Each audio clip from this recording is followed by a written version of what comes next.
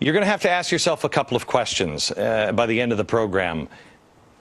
Why would our schools leave all of this history out? I mean, this is some of the greatest American story that you've ever heard. Why would they do that? And it's everywhere. You just don't know where to look. If you take a look at the revolutionary paintings of revolutionary times, here it is. This is the Boston Tea Party. Bunch of white guys, and then these people strangely looking like Indians, and they're not. But that's it. Not a lot of racial diversity. If you watch movies, one a great movie. This is John Adams. You watch John Adams, and you don't see a lot of racial diversity. I'm currently watching Johnny Tremaine. This is. I love this movie. I remember this growing up. I was watching it with my kids just last night, and I noticed there are a couple of American Indians, but you don't see any African Americans unless they're slaves. They will show people as slaves, but that's it. Now, I want to show you a painting of the Battle of Bunker Hill. Here's the Battle of Bunker Hill. Bunch of white guys, right? Unless you know where to look. Right here. That's Peter Salem. He was actually the hero of the battle. It doesn't look like he's a hero there. He looks like he's cowering behind the white guy with a sword. He was the hero of the battle. And he saved scores of American lives that day. Why don't we know this? Look here. African American. Helping row the boat across.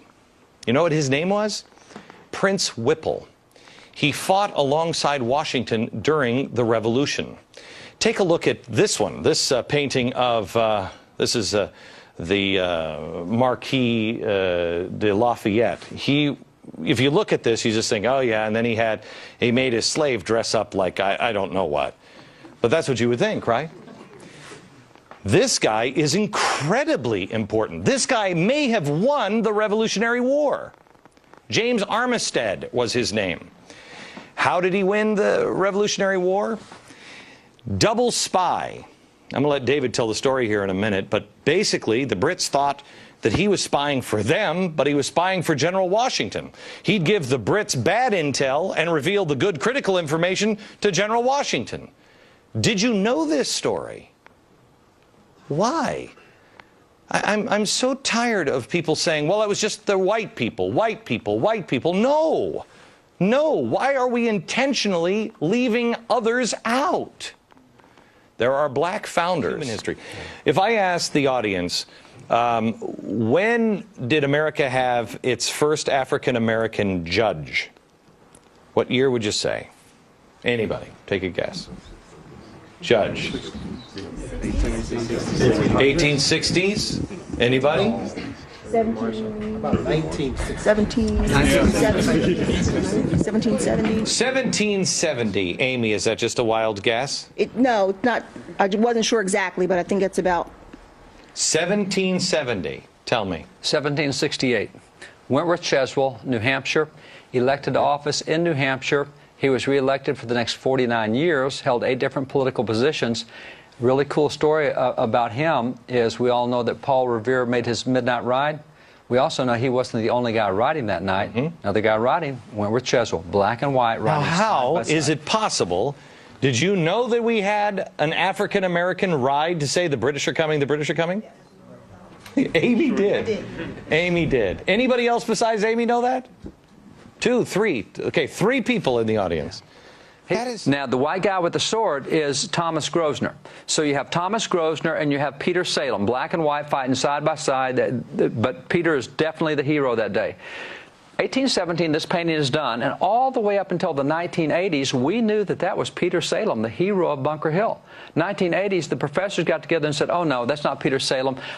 We think that that's Grosvenor's slave is who that is. It's not Peter Salem. Oh, you're kidding. No, in the 80s, they changed that from Peter Salem to Grosvenor's slave, Asaba. And that's what they say, oh, no, it's not Peter, it's Asaba Grosvenor. It's his slave. how come the guy who painted it and the guy who was there and the guy who saw it and painted what he saw had him as Peter Salem, and now we've all convinced, oh no, it's just like... Because first, one thing that I think is missing in America, and it is the key to America, has been the difference between individual rights and collective rights. And this man articulated that. In a speech entitled Our Composite Nationality, Frederick Douglass said, "I know of no rights of color superior to the rights of humanity." He thought the worst thing that could happen for blacks after the Civil War was to treat them as exceptions in the law.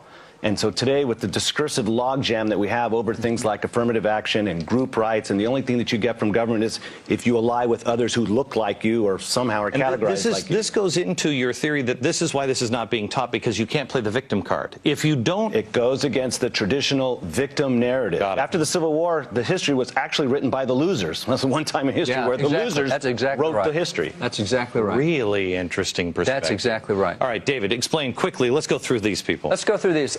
This guy right here, this is Lemuel Haynes. Lemuel Haynes is a soldier in the American Revolution. He's a black preacher. He's the first black preacher ordained in America that was a pastor of a white congregation in Vermont, Massachusetts, New York, several places. A black professor in black a preacher, white... That's right, in a white church. Yeah, black minister. Black minister in a white church in 4 different states. He was ordained in the Congregationalist denomination in 1785. He's the first black to receive a master's degree in America. He got that in 1804 from Middlebury College. So Lemuel Haynes, every year on Washington's birthday, he preached a special sermon about George Washington, his commander-in-chief, in all of his churches where he was. Unbelievable. So we don't hear about Lemuel Haynes.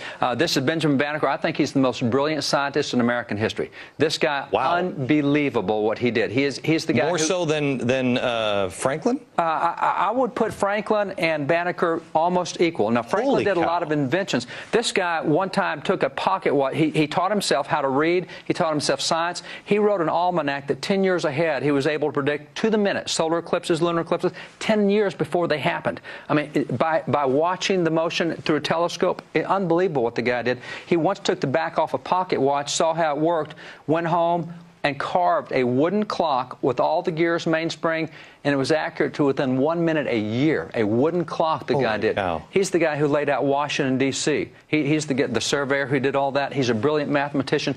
Jefferson gave him... Never knew this. No. Jefferson gave him his example to France, said, hey, you guys in France think that blacks are inferior? Here's Benjamin Banneker. Okay, first, representatives, I asked, when did we have our first black Speaker of the House? When did we have the first Speaker of the House? 1789. When did we have our first black Speaker of the House? I bet most people would say never. Never, except it was right here. Joseph Hayne Rainey. Joseph Hayne Rainey of South Carolina is the first black to preside over the House of Representatives. These are the first 7 blacks elected to Congress. You have here Senator Hiram Rhodes Revels, the first black U.S. senator elected. He was a minister of the gospel. He was a missionary. He worked with Frederick Douglass. He recruited 3 regiments of black soldiers in the Civil War, and he was a missionary to slaves in the South. You have here Benjamin Turner, Josiah Wall, the large. This guy right here is really cool. Robert Brown Elliott is probably the most brilliant guy of that era. He actually took on the vice president of the Confederacy in a debate on the floor and just tore his head off. The racist Alexander Stephens. It was a great debate.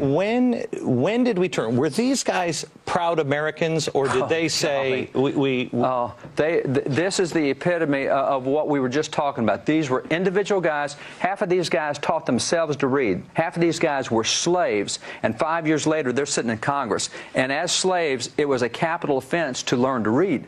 So these guys in 5 years, and I'll guarantee you read their speeches and records of Congress, you better have a dictionary and a thesaurus in both hands because you want to understand the language they use. It is so brilliant what these guys did.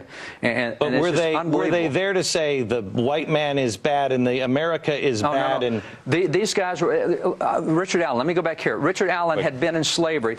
Richard Allen was in slavery, and he held no bitterness at all. He says, God would not allow bitterness even in Joseph when he was in prison. Do you think God will allow it in us? He said, we can't have bitterness. He said, by the way, there were some whites who held us in slavery, but it's whites who are working for our freedom.